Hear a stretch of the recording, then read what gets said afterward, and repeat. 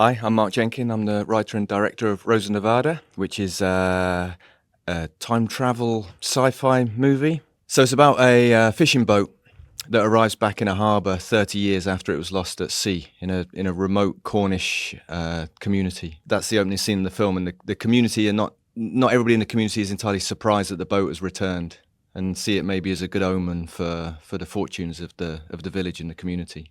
And so they decide to put the fishing boat back into service, back into the fishing fleet, and they enlist a new crew who go out on a very successful first trip. But when they come back to the harbour, things are not quite as they seem. I play Liam, who really is a stranger to the town, to the fishing village, and he's on the run. I think that was what we decided, and he's running and running, and actually in the film he's literally running. And he runs all the way to the sea, and he can run no more. But luckily for him, there's this boat that he can get on.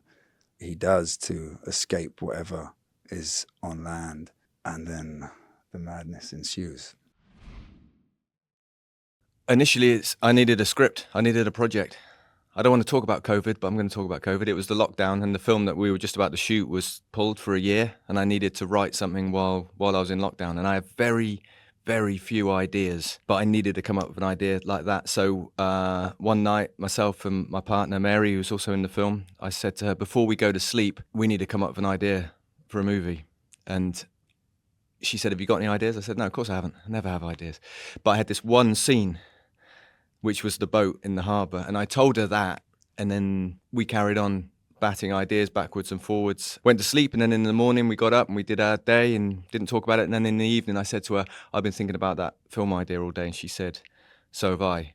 And then at that moment I realised we had a story. And then when I expanded the story, I then worked out what the theme of it was, which I can now very clearly sum up in one word. But the story came first, and then I understood kind of the theme that was at the heart of it. But it was very much mine and Mary's story in that particular time. It's not about us, but the genesis of it was from this discussion. And what's that one word that you can sum it up in?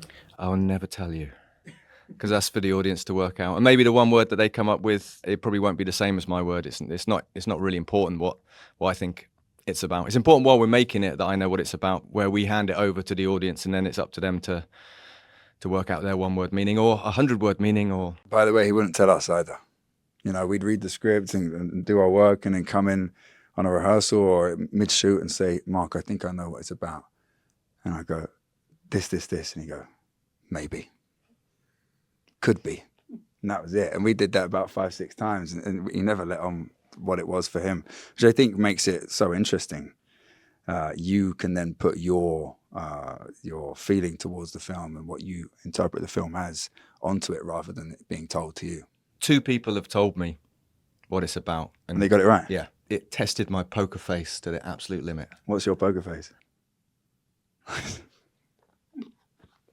So if I get it right, I'm going to ask you now. If I get it right, change my poker face now.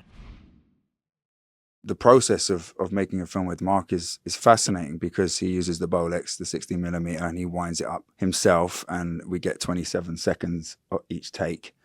And so you could be halfway through a scene and we'd use up the 27 seconds, and then you'd then wind it back up and say, all right, go back a couple lines, and we do it like that. That was an interesting process, and not recording sound, having to do all of the ADR 4 months later, 5 months later. There is a version where you did all of the voices, no?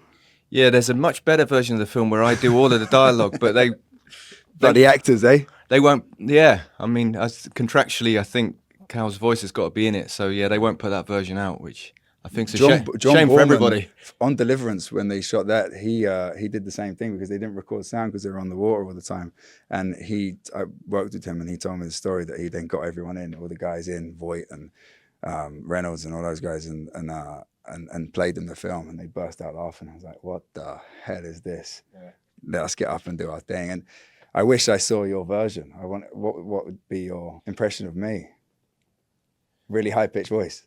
No, my voice, and I slowed it down by 10%. Oh, okay. Yeah, nice, so just to get it, mostly so that it didn't sound like me anymore, because it was driving me mad hearing myself all the time. Yeah. But what's really, I mean, in all seriousness, what is amazing is that Callum was the last person to come in and do his dialogue.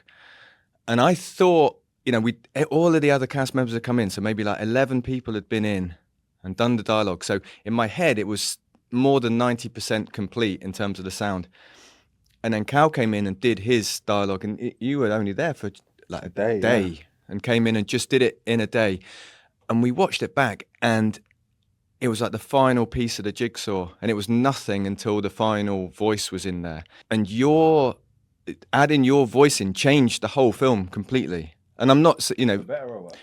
it completed it. And I'm not saying that, No. you know, whoever, if it had been George who'd come in and done his last, it would have had the same effect. But suddenly it was really weird because you coming in and voicing your character changed scenes and changed whoever you were in the scenes with, their performance. And I remember saying to Mary, this cinema is, we don't understand cinema. We still don't, I don't get it. I don't get how that happens. We were looking at each other in the room going, there's something magic going on here. And that's, you know, that's movies. I just don't think we understand the power of them and how they work. What makes you want to film in this way? Because it's the simplest way to make a film. It's so simple. I just have a camera, tiny camera, no batteries or anything like that. You wind it up. It's got a roll of film in it. It's lit. We light it. We don't record any sound. You know, so our shoot, nobody knows we're making a film. We were right in the middle of quite a big town in Cornwall, right next to a massive supermarket where we filmed a lot of the boat stuff. So nobody knew we were making a film because our sort of footprint is so small and it's so simple the way we work. So if I was doing a scene with Cal now, you know, I have amazing people who I work with, gaffers who setting up the lights and everything. But other than that, it's just me holding a camera. And, you know, and I don't mean to diminish everybody else's input because obviously we have an amazing art department who've done all of their work. But in that moment when you're shooting, it's so simple. And I understand it. You know, I understand a film camera. There's light coming through some glass, hitting a bit of film, creating a latent image that will then be processed later on. You know, we've got digital cameras here. Nobody knows how they work.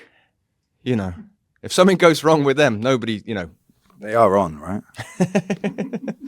But you do other things, like we would do a scene and you'd be happy with it, and then you say, all right, I've got 8 seconds left, let me film your boots, or let me film this, and let me just go over there, and you're always picking up moments that you could use. Yeah, which I wouldn't do ordinarily. Right. Yeah, just a few seconds of film that I need to change the role before we do another scene, because I don't want to shoot 8 seconds of the next scene and then have to go off and change the role. So I would just spin around, maybe get a shot of your feet or your hands or something like that. And then I never know what I'm going to do with those shots.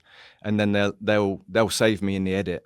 You know, I'll have a cutaway that I can go to. So the form and content for me, or the limitations of the form, is the most important. That's where you're creative. Yeah, completely. Yeah. If somebody told me I could do anything, I'd do nothing because I'd be thinking about all the things I could do. But the equipment I use just basically tells me you can do this and you can do this, and then so you go, right, well, let's go and do it, and it gets done.